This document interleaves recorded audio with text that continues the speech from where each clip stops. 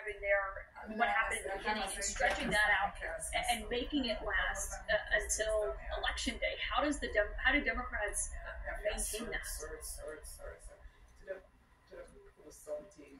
Well, I think it was brilliant what she highlighted, right? That there was this moment where Kamala Harris seemed to come into her power. The truth is, Kamala Harris has always been there, right? She's always had many of these strengths and many of these assets, and she's always been doing the work.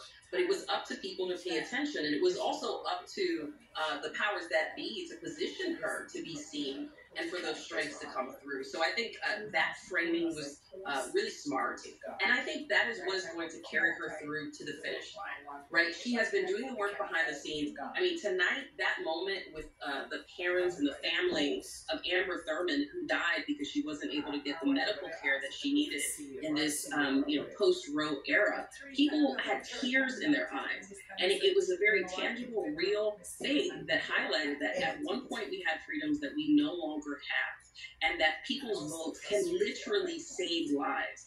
I think that emphasis on saving lives and the power of the vote to do that, that is going to carry her across the finish line. She's always said she has to earn every vote. I don't think she's taking it for granted. I actually think she's being very humble, contrary to some criticisms, and she's feeling like she's going to earn these votes, and I think that is what's going to make the difference.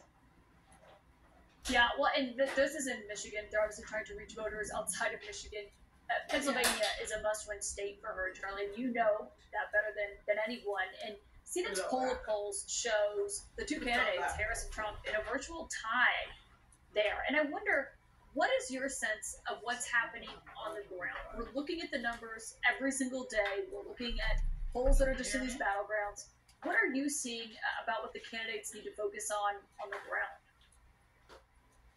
Well, what I'm seeing, this is coming down to just a simple turnout election. Which candidate is going to be able to really motivate his or her vote and get them to the polls? I mean, we say that all the time, but I really mean it here because it is so close. And you look at the Philadelphia media market and the Harrisburg media market together, that's probably 58% of the vote. I suspect she will drive messages on women's reproductive rights. I think it'll be more resonant there maybe than in other parts of the state. In the western part of the state, she needs to talk about the economy and jobs more effectively.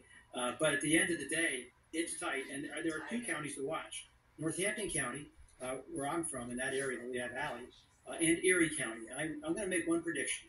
Whichever candidate wins Northampton County, Pennsylvania, is going to win Pennsylvania and is going to win the presidency. Same is probably true of Erie County. So if you want to know anything, just watch those two counties. There's been polling done in those two counties that show it's very tight there as well, with Harris with a very slight lead. So just keep an eye on that. But again, it's all going to come down to turnout. That's what this game is about right now.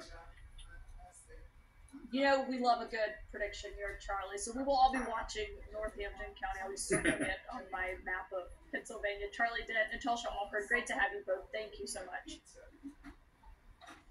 And she helped prep Donald Trump for his debate that everyone is still talking about. We're actually seeing new polls on what voters thought about that debate. We're going to speak to a top surrogate for the Trump campaign, Tulsi Gabbard, here next.